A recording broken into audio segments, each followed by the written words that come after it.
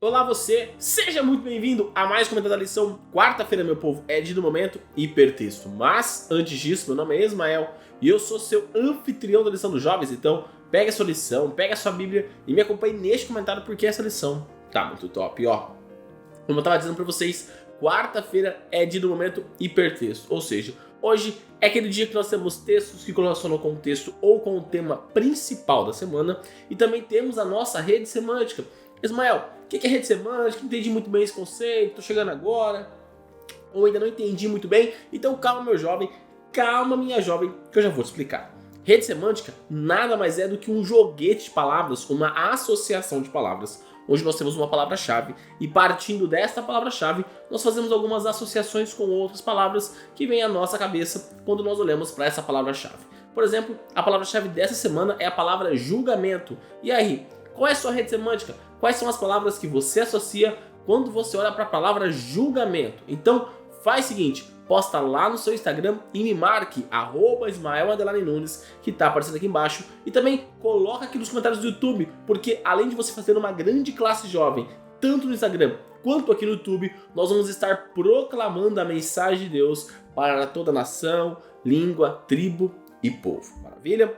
Quando nós estamos falando e olhando para o julgamento, eu acho que é interessante nós entendermos de uma forma meio prática e didática como esse julgamento ele ocorre. Porque quando nós vamos à Bíblia, nós percebemos que Deus vai mostrando, apresentando de que forma esse julgamento ocorre. E para ficar um pouco mais fácil para a gente entender, eu gostaria que você imaginasse o julgamento aqui na Terra mesmo, como acontece. Então, aqui na Terra nós temos algumas pessoas que são importantes, algumas coisas que são essenciais no julgamento. No julgamento na Terra nós precisamos ter o quê? Um juiz, nós precisamos ter um advogado de acusação, um advogado de defesa, nós também temos quem está sendo julgado, o réu, nós temos ali sobre o que está sendo julgado, né? Então nós temos ali a lei que está sendo julgada, né? Para ver onde a pessoa errou e a ação que aquela pessoa cometeu perante aquele erro, perante aquela lei. Então, para nós olharmos e entendermos melhor a respeito de tudo isso, eu quero ler com vocês alguns textos. Então, primeiro nós vamos ver qual texto apresenta Deus como o juiz, né? Afinal de contas, o juiz é o próprio Deus. E quando nós vamos ali em Salmos, capítulo 7, né? Salmo 7, verso 11, nós vamos ler exatamente o seguinte, ó. Deus é justo juiz, Deus que sente indignação todos os dias. Então, esse aqui é o primeiro ponto. Aqui o salmista ele apresenta que Deus é o nosso juiz. Deus, ele é um justo juiz. Então, quando nós olhamos para o julgamento, nós temos certeza do que está sendo julgado, nós estamos sendo julgados por alguém que é extremamente justo, extremamente imparcial, que é assim, ó, vai ser desse jeito, é desse jeito, não é de outro jeito. Ele é extremamente justo e isso é maravilhoso para nós. Um outro ponto importante é que nós temos também que ter um advogado de defesa perante o nosso justo juiz. E quando nós vamos lá na primeira carta de João, lá no capítulo 2, no verso 1, nós vamos ler João escrevendo o seguinte, ó. Meus filhinhos, escrevo-lhes estas coisas para que vocês não pequem. Mas, se alguém pecar, temos advogado junto ao Pai, Jesus Cristo, o justo. Então, aqui, João está apresentando quem é o nosso advogado. Nosso advogado nada mais, nada menos do que o próprio Cristo. Então, esse é um ponto essencial e importante para a nossa fé. Nós entendemos que quem é aquele que vai nos defender perante o justo juiz? O próprio Cristo. E olha que coisa maravilhosa. Mas se nós temos o advogado de defesa, é porque nós também temos o advogado de acusação, que é aquele que vai nos julgar, vai nos acusar, vai ficar falando que a gente está errado. E quem que a Bíblia apresenta sendo esse ser? Apocalipse capítulo 12, verso 10, vai dizer o seguinte, ó.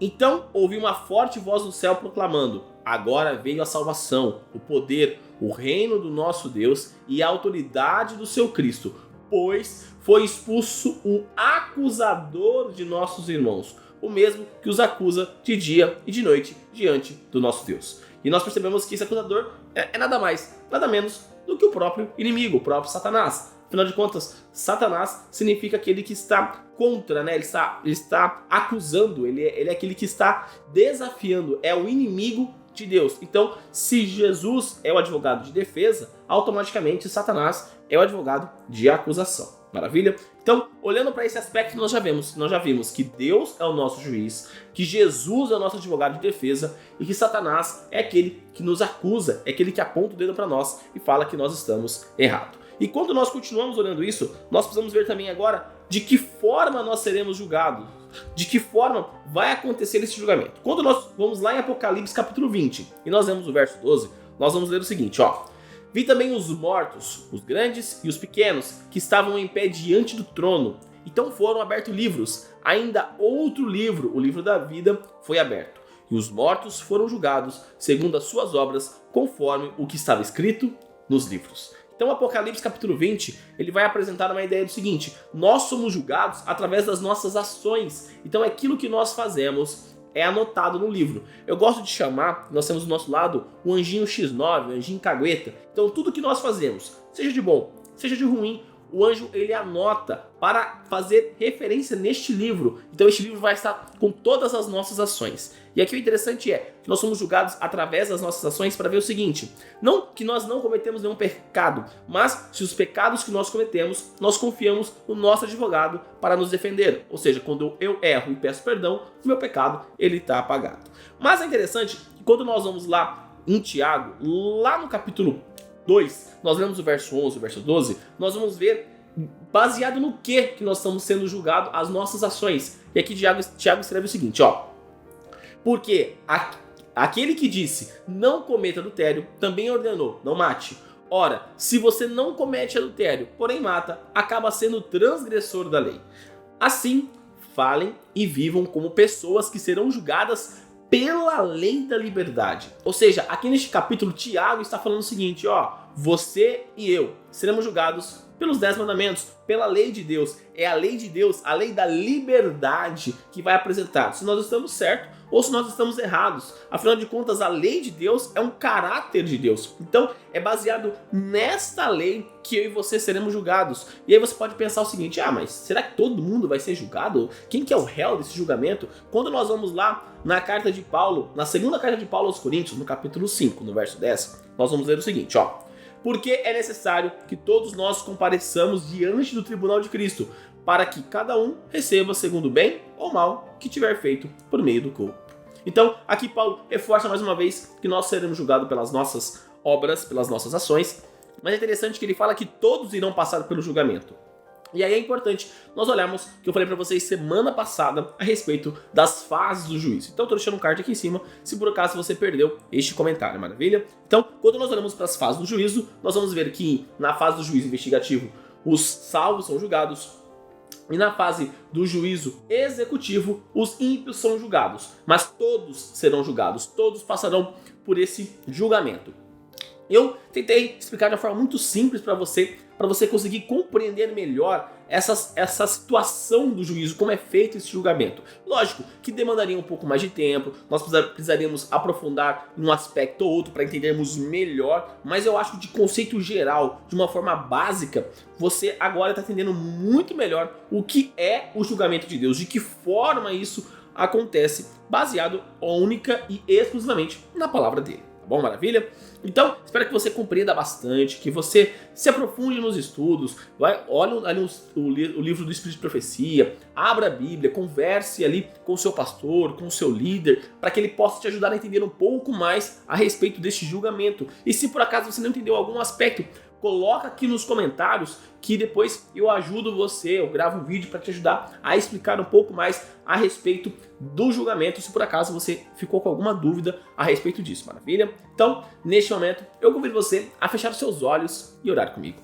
Querido amado Deus, obrigado, Pai, por mais um dia, obrigado, Pai, por esse estudo de hoje, onde nós entendemos um pouquinho mais sobre o seu julgamento, Pai. Entendemos quem é o nosso juiz, que é o Senhor, nós entendemos que o nosso advogado de defesa é o Senhor, nós entendemos que o nosso advogado de acusação, aquele que está nos acusando, é o próprio inimigo, e que nós seremos julgados pelas nossas obras, e todos nós passaremos pelo tribunal, Pai. E o mais importante, nós seremos julgados pela a tua lei, Pai, a tua lei que determina o que está certo e o que está errado. Pai, continue trabalhando em nós, continue mexendo no nosso ser, Pai, derramando a sua sabedoria sobre nós, para que cada vez mais possamos compreender, entender quais são as tuas vontades, Pai, e não as nossas. E cada vez mais possamos abrir o nosso coração e a nossa mente para o teu entendimento, para que todos os dias possamos fortalecer a nossa fé nessa caminhada rumo a ti, Pai. Fique conosco, perdoe os nossos pecados e tudo isso eu te peço e te agradeço em nome do seu Filho Jesus. Amém.